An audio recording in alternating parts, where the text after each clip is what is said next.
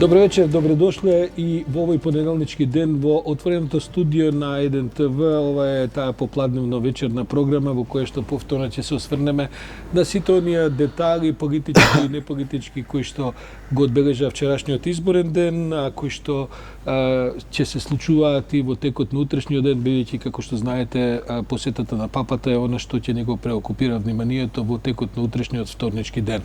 1 ТВ инаку ќе врши комплетно покривање на целата посета, така што ве поканувам со нас да бидете уште од утринските часови, негде кај ми се чини дека почнува програмата околу 9 часот наутро, па се до заминувањето на папата од Скопје. Инаку денешниот ден ќе го започнеме со еден разговор со моите колеги со кои ќе се обидеме да ги пресечеме тие две теми, тоа значи вчерашниот председателски изборен ден и подготовките за оваа посета историска на папата во Скопје. Потоа ќе следува дневникот на 1 ТВ, во кој што меѓу другото ќе се обидеме да се вклучиме директно од плоштадот Македонија, за да поразговараме со Виктор Димовски, државниот секретар во Министерството за надворешни работи, да видиме докаде се подготовките за папата.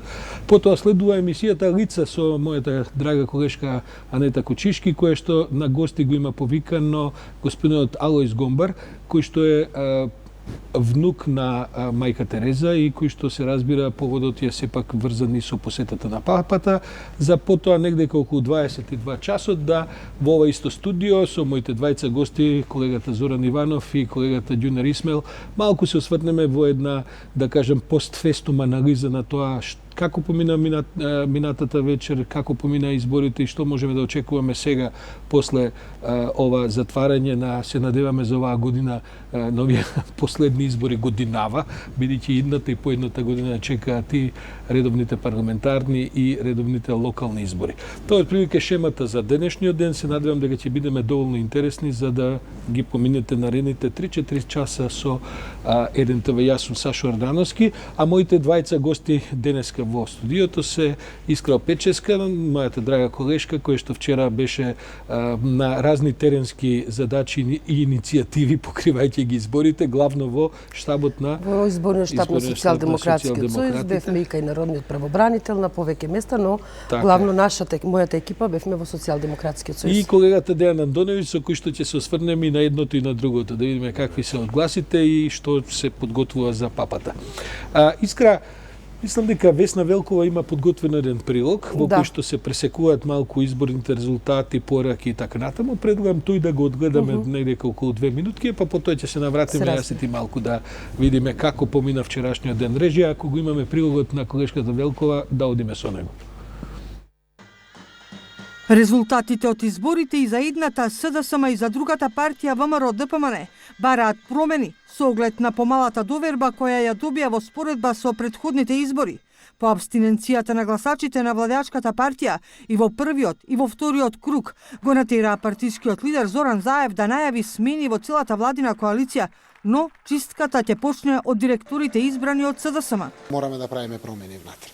Голем дел од функционерите не ги исполнија задачите. Граѓаните прецизно и многу внимателно ни испратија пораката. Тоа значи за мене брзи промени внатре во владата, во одредени јавни институции, заради тоа што мораме да ги исправиме тие слабости на нашиот административен систем, за да можеме уште поуспешно да излегуваме во пресрет на барањата на граѓаните, но и да ги спроведеме реформите и пред се економскиот стандард брзо мораме да го враќаме. Во спротивниот табор, председателот на ВМРО ДПМН Христијан Мицкоски ги призна резултатите, но не и поразот. Тој се обиде да ги убеди своите гласачи, поддржувачи, дека иако изгубиле, имаат добар резултат. Партискиот лидер не најави никакви промени во политичкото делување на партијата, освен што ќе биле жестока опозиција. Заев Зоран и Пендаровски Стево знаат што ги чека и што ќе им тежи од денеска па натаму. Затоа што без да им тежи тоа од денеска па натаму, они денеска немаше да ги имаат оние кисели скаменети насмевки на нивните лица.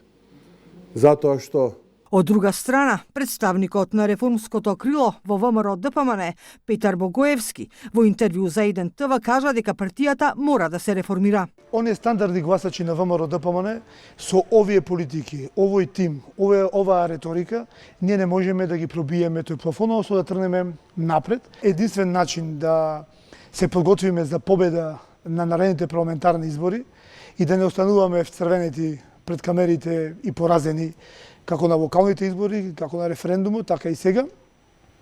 Тоа е да започнеме со нова реторика, нови политики, конечно еднаш да ја демократизираме партијата, не со шминка, туку суштински. Во однос на Преспанскиот договор, кој што беше главна тема за време на изборната кампања и околу кој се судира опциите на двете партии на овие избори и на некој начин на кој се поделија и гласачите, сега на крајот веќе се чини дека не е тема. Ниту еден од лидерите во своите завршни говори не го спомена. Економијата е следната тема на која граѓаните чекаат резултати и треба да биде сегмент на кој политичките партии треба да се надпреваруваат. Ете, тоа е тој краток пресек што ви го ветивме за вчерашниот изборен ден. Искра се чини дека вчера беше релативно мирен денов, да не кажем апсолутно мирен, бидејќи немаше некакви поголеми видливи нарушувања и така натаму. Но јас знам дека ти направи едно интервју со македонскиот правобранител, со државниот секретар во канцеларијата на народниот правобранител Зоран Билбиловски.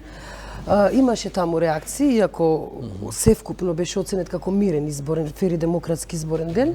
Во канцеларијата на народниот правобранител, особено и во оној период додека беше нашата екипа таму, имаше едно 5-6 јавувања, а до тогаш до околу 18 часот додека бевме ние таму, имаше околу 20 јавувања на граѓани. Најчесто од она што се пожали, што е евидентирано кај народниот правобранител е на ненаоѓањето на луѓето во избирачкиот список, проблем што чиневме дека можеби е завршен, и одредени притисоци врз граѓани дали да гласат, не да гласат, како да гласат и така натаму.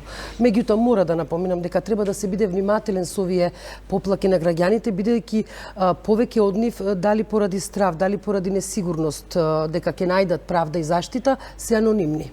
И во таа смисла народниот правобранител нема многу одврзани раци што да прави, ограничени можности и не може да действува на оној начин на кој што би требало и може да действува, а таму каде што се пријавени со име и со презиме, народниот правобранител оформува предмети и веднаш се информираат. Основното обвинителство има вара. Во дневникот денеска ќе имаме, бидејќи пресконференција одржаа сите странските посматрачи, државната антикорупцијска комисија, обвинителството и така натаму, ќе имаме еден сумарум, но се чини дека можеби се ова, јас барем памтам дана за 30 години избори, веројатно се ова едни од најмирните. И не само тоа, мојот впечаток е дека навистина најдемократски избори во смисла да кој сакаше да излезе, кој како сакаше гласаше. Се разбира дека ние имаме константен проблем со избирачкиот список, негдека имаме проблеми со мали микросредини, така, во некакви односи на самиот терен, некој некого ќе притесни така, но немаше ниту една значајно прекршување какви што памтиме во Македонија во големи количества. Токму така, затоа треба да бидеме внимателни, бидејќи на крајот од денот сето тоа се канализира во изборната комисија. Доколку членовите на избирачките одбори го подпишале записникот од изборите во кој што не дале своја забелешка, нели според новиот изборен законник има одделен дел од записникот каде што се наведуваат кои забелешки според кој член, сето тоа треба да е убаво регистрирано. Доколку се подпишале на таков избирачки список, тоа значи дека му дали легитимитет на изборниот ден, секој избирачки одбор посебно. Затоа ќе почекам и државната изборна комисија, што мора да ќе видиме дали ќе има и колку приговори, на што ќе се однесуваат тие приговори, за да може да речеме да беа 100% регуларни или со мали недостатоци и така натаму. Каква беше атмосферата, бидејќи го помина главниот дел од денот вечерта, неколку часа пред затварањето и по затварањето на избирачките места во штабот на СДСМ. После првиот круг имаше една полутраурна атмосфера таму, ако памтам добро. Точно. Овој пат јас и вчера во првото вклучување токму кај тебе кажав дека на почеток беше така малку невообичаено тивко за изборен ден, за партија која што очекува да го добие победникот, односно идниот претседател. После затварање обично на избирачките места почнува да се раздвижува во изборните штабови, меѓутоа овој пат не беше така раздвижено како што сме се научиле. Дел од луѓето коментира дека сепак се уште беше рано да се зборува за цензусот. Беше јасно дека исполнен, меѓутоа знаете додека не почнат да пристигнуваат резултатите, додека сето тоа не почне компјутерски да се обработува, не можете да бидете сигурни во ништо. И токму затоа на почетокот беше така малку ајде да речем чудно мирна атмосфера, резервирана атмосфера. Меѓутоа за час и половина наеднаш се створи таква гужва и веќе луѓето почна да слават, морам да напоменам за волја на вистината, дека тоа не беа луѓето од високото раководство или видни јавни личности на Социјалдемократскиот сојуз, меѓутоа граѓаните, знаете, симпатизерите, членови, оние што сакале и го поддржале председателскиот кандидат, сега веќе новоизбраниот председател Пендаровски, не можете да ги спречите да дојдат да се радуваат или да слават и веќе после час и половина Зурли Тапани веќе беа и ора се веа пред Социјалдемократскиот сојуз. Кога стана јасно дека сепак Пендаровски победува, а дека цензусот ќе остварен. Добро, Искра, мислам за крај мој впечаток е сепак дека избегнавме една триумфалистичка атмосфера, во смисла тоа потоа се пренесе по плоштади и не знам каде и така натаму, и ја можеби не успеав да оследам се. Точно е тоа од две причини. Прво, сметам дека можеби звучи популистички, но сепак верувам дека и председател на Социјалдемократскиот сојуз и председател на ВМРО ДПМН сериозно ја сватија пораката на граѓаните, она што веќе извесен период и медиумите и самите политичари го зборуваат. Ова е сериозна порака, земајќи ги во предвид сите цензус, ке се исполни, не се исполни порака, малку гласови, многу гласови. И втората причина беше, се разбира, што веќе Скопје е речиси блокирано поради посетата на папата, па поради безбедносни причини и да сакаш да излезеш да славиш, немаш од каде. Тоа беа тие две причини, да речам, што... Благодарам, Искра, тоа е одличен вовед за Дејан, бидејќи Дејан и за папата и за изборите. Прво, како се проследи изборот на Пендаровски во соседниот па и во меѓународниот печат? Па онака би ги сублимирал дека оценките на западните медиуми е дека победата на Пендаровски упатува практично 4 пораки и се наведуваат кои се пораките. Првиот оној бран на прифаќање на новото име Република Северна Македонија. Второто, најава за непроменливост на регионалната и надворешната политика, значи кон НАТО и Европската Унија. Третото е обединување на власта.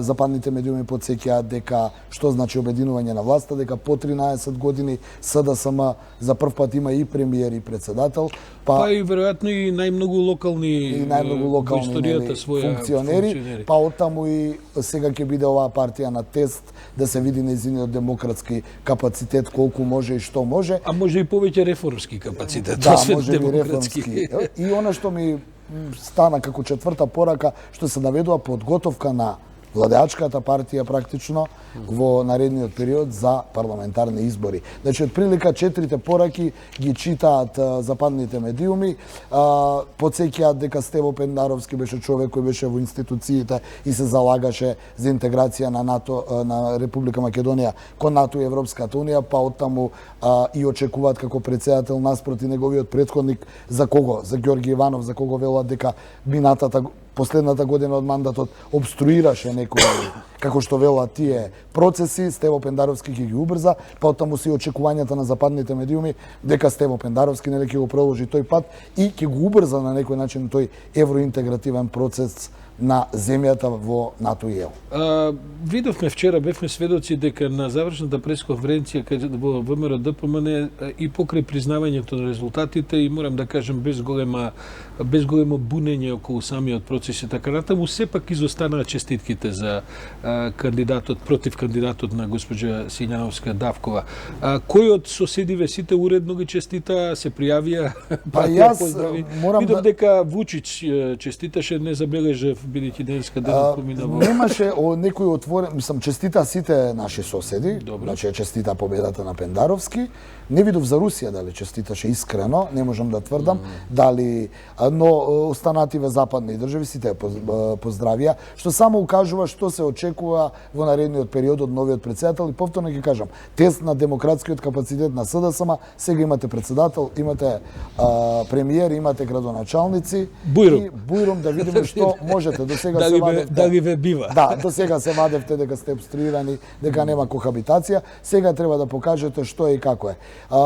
Тоа само укажува дека уште еднаш дека Македонија ќе се го продолжи тој пат, како што велате самите. Оно што го забележав како едно од на некој начин анализите, српските медиуми не изоставија да подсетат дека Пендаровски, заблагодарувајќи им се на членството и на граѓаните дека гласале за него, освен на македонски, тоа го направиле на албански јазик. Добро, за србите тоа секогаш вест.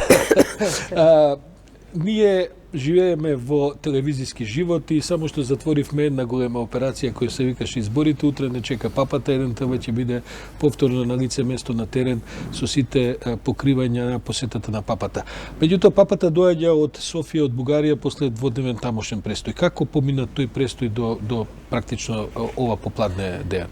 Па, предстојот на папата, извештаите од таму е дека се она што беше најавено и остварено, тој е одржан миса во Централната црква во Софија, се сретна со врвот на Бугарската православна црква, била разменети срдечноста на односите меѓу Светата столица и Бугарската црква, но останало она што бугарите и бугарскиот патриарх Неофит го потенцирал дека и покрај почитат кон Римокатоличката црква, сепак Бугарската црква ќе го задржи оној, би рекол, изворот на православието, што тоа значи, некако се позанимаваат нашите колеги кои ги следат црквите и теолозите.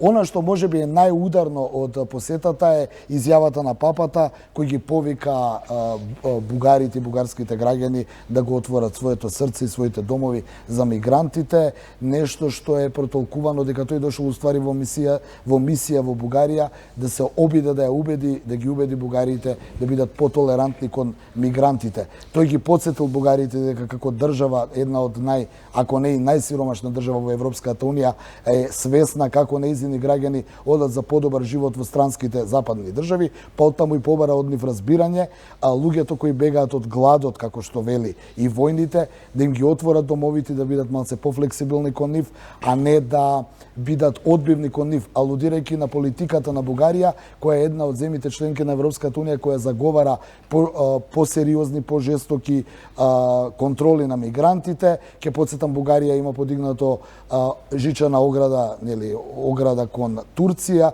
со цел да ги спречи мигрантите. Ке повторам, Бугарија е заговорник да има појака политика на некој начин. Европската унија нема толку флексибилна кон мигрантите. Оттаму и ова поента на папата. Иако што е право, не е многу голем број на мигранти сакаат да останат во Бугарија. Па можеби не сакаат, живот како пат кон но ова само укажува дека можеби бугарите стравуваат дека некои други држави ќе ги стопираат. И ова малку ме потсеќа на унгарска политика, па и полска, па и најавата на италијанската политика дека не ги сакаат мигрантите. Значи една од главните причини на папата е апелот да бугарските граѓани бидат малце поотворени. Ќе биде занимливо да се види дали со такви пороки ќе настапи во Скопје, бидејќи ние сме во некаков сендвич.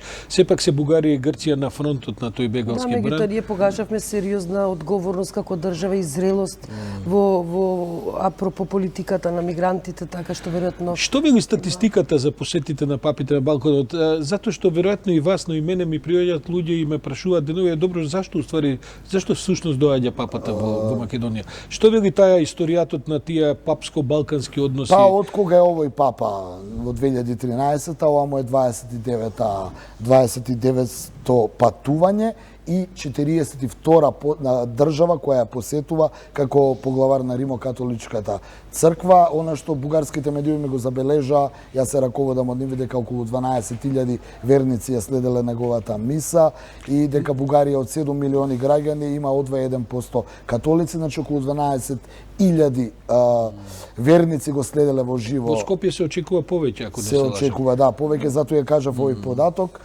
Мораме да потсетиме дека покрај тоа што е он поглавар на Римокатоличка црква, тој председател на државата Ватикан, мораме да потсетиме дека државата Ватикан и Република Македонија имаат над 20 години дипломатски односи. 25 така прецизно. Ние имаме и амбасадор во Рим и Ватикан, така да не треба да се гледа, барем според моје некое мислење, само како религиозна посета, туку треба да се гледа како председател на една суверена држава која е итекако јака. Пред да се одјавиме, само да прашам, што беше она анегдота со некакво канче додеше јогурт, кисело млеко, Бојко Борисов или будало да, анекдотата може би најинтересна беше што таму папата во Софија доби подарок од бугарскиот премиер Бојко Борисов, канта со бугарски јогурт, бидејќи му кисело млеко или јогурт? Јогурт велат дека бугарски Добре, јогурт. додеше бугарите можеби не го викаат кисело млеко тоа што ние го викаме. Бојко Борисов се потсетил при првата средба со Франциско уште пред да стане папа, дека како мал, ќе потсетам, римскиот папа потекнува од Аргентина, како мал, нели, такви биле состојбите после Втората светска војна. Прв пат како дете во Аргентина пробал бугарски јогурт и тогаш прв пат слушнал за името Бугарија, за името дека постои таква држава. А кога го сретнал Бојко Борисов му рекол: вие сте од Бугарија, јас сум го пробал вашиот јогурт, многу е убав. Бојко Борисов како гест вчера му подари една канта со јогурт, така да папата веројатно ќе го донесе во Македонија. Ќе го превезе со авионот и така. А имаме и ние јогурт. Имаме нешто да му дадеме. Имаме и ние. Добре, јас тука ви се заблагодарувам и на двајцата, да кажем дека утрешниот ден е прогласен за неработен за граѓаните кои што живеат во Скопје. Ние кои што живееме во Скопје знаеме дека ќе има два, да речеме, кругови на обезбедување. Првиот ќе биде сосема затворен, вториот малку полиберален за движење.